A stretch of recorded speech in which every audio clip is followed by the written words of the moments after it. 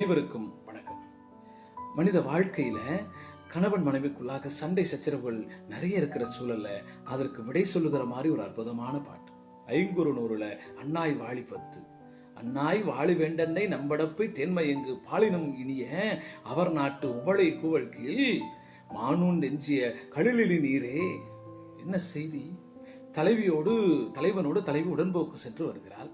வரவள்கிட்ட கேட்குறாங்க, நீ உடன்போக்கு போனே தலைவன் ஊரில் தண்ணீர் வசதி சரியா இருக்காது, தண்ணீர் நல்லா இருக்காது, நீ எப்படி இருந்தேன்னு கேட்டோன்னு அவன் சொல்றான், நம்ம வீட்டுக்கு பின்னாடி ஒரு அருவி வருது, அதுல தேன் பாலெல்லாம் மயங்க அந்த தண்ணீர் வரும், ரொம்ப இனிப்பாக சுவையா இருக்கும்.